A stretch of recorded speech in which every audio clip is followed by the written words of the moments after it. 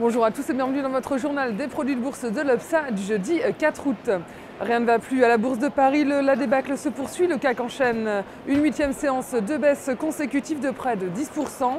Il passe même la barre des 3500 points, le du jamais vu depuis 2 ans et demi.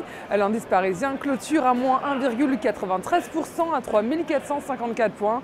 Et ce sont toujours les mêmes craintes qui pèsent sur les marchés, la crainte sur la dette en zone euro et celle d'une récession économique mondiale. Mais c'est surtout la chute des valeurs bancaires qui traîne le CAC 40 vers le fond, et donc avec notamment Société Générale qui plonge de plus de 9% à la clôture. À New York, le Dow Jones se termine dans le vert, il grappille 0,25% à 11 896 points et le Nasdaq gagne 0,89% à 2693 points. Depuis le début de la semaine, les marchés américains enchaînent les statistiques décevantes qui pèsent sur les marchés. Après l'indice d'activité manufacturier, c'était celui de l'activité dans les services dévoilé hier qui renforce la morosité ambiante. Les craintes sur l'économie se répercutent sur les cours du pétrole. À New York, le baril de brut perd 1,39$ à 92,40$. L'euro rebondit face au dollar. La devise européenne s'échange à 1,4325$. Sur le marché des dérivés, les volumes sont en hausse avec 55,6 millions d'euros échangés dans une nouvelle séance de fort repli.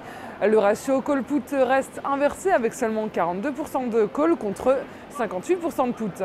La situation entre investisseurs en varant et en turbo donc reste inversée. Les varantistes ont choisi la baisse et les investisseurs en turbo sont encore haussiers, bien qu'un peu moins qu'hier. En ce qui concerne la répartition par type de produit, les varants baissent à 34% du marché, les turbos montent à 36% et les certificats benchmark 100% restent à 20%.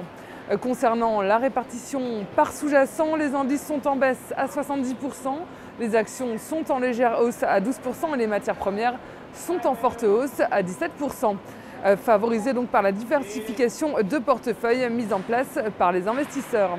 Dans la top 10, on retrouve comme toujours le CAC en tête à 47%, l'or toujours fort à 14% et le DAX à 7,3%. Côté actions à suivre, on retrouve les titres financiers avec BNP et Société Générale, mais aussi les télécoms avec Bouygues et autres valeurs à suivre, Pernod Ricard. La valeur du jour, c'est aujourd'hui la société de services informatiques Capgemini. Graphiquement, le titre s'est affranchi de sa ligne de tendance haussière en cours depuis février 2010. À court terme, la dynamique sur le titre est négative. Les moyennes mobiles à 20 et 50 jours sont orientées négativement et font actuellement office de résistance aux alentours des 37€.